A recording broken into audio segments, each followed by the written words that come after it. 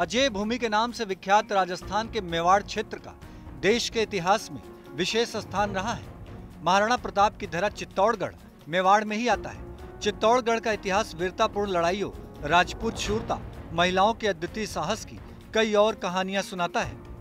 अपने इतिहास में चित्तौड़गढ़ ने हमले और कब्जे के कई प्रयास देखे हैं। चित्तौड़गढ़ के बारे में एक कहावत बहुत चर्चित है, गढ़ तो चित्तौड़ का, बाकी सब गढ़ैया। चित्तौड़गढ़ लोकसभा क्षेत्र की बात करें तो यहाँ पर कांग्रेस और भारतीय जनता पार्टी के बीच आजादी के बाद से ही बराबर का मुकाबला देखने को मिला।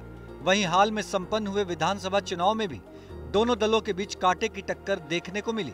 मेवाड़ की ऐतिहासिक चित्तौड़गढ़ संसदीय सीट पर आजादी के बाद हुए पहले आम चुनाव में चित्तौड़गढ़ सीट जनसंघ के खाते में गई, लेकिन 1957, 1962, 1967 के चुनाव में यहां कांग्रेस को जीत मिली। 1971 में जनसंघ ने एक बार फिर वापसी की, जिसके बाद 1977 में जनता पार्टी ने सीट पर कब्जा जमाया।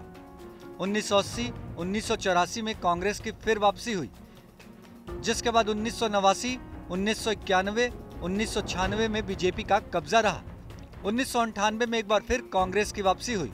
1999, 2004 में बीजेपी की जीत के बाद 2009 में यहां कांग्रेस के टिकट पर गिरिजा व्यास चुनाव जीतकर संसद पहुंची। फिलहाल बीजेपी के चंद्र प्रकाश जोशी यहां से सांसद हैं। इस लिहाज से सीट पर कांग्रेस बीजेपी के बीच बराबरी का मुकाबला रहा। आजादी के बाद से किसके खाते में कब गया चित्तौड़गढ़?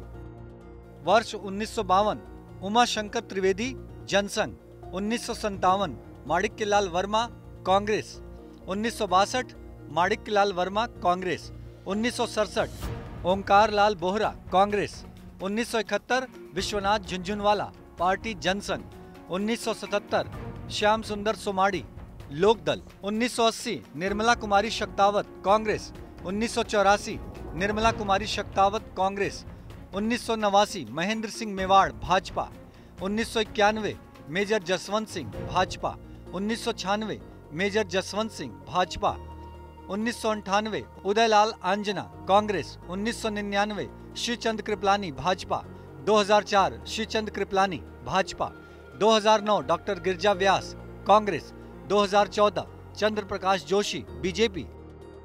चित्तौड़गढ़ लोकसभा क्षेत्र में 8 विधानसभा सीटें आती हैं, जिनमें चित्तौड़गढ़ प्रतापगढ़ की 6 सीट, कपासन, बेगू, चित्तौड़गढ़, निम्बाहेड़ा, बड़ी सादड़ी और प्रतापगढ़, जबकि उदयपुर की 2 सीट मावली और वल्लभनगर शामिल हैं। साल 2018 के आखिर में हुए विधानसभा चुनाव में कपासन, चित्तौड़गढ़, बड़ी सादड़ी और मावली पर बीजेपी, जबकि बेगू, निम्बाहेड़ा, प्रतापगढ़ और वल्लभनगर पर कांग्रेस का कब्जा है।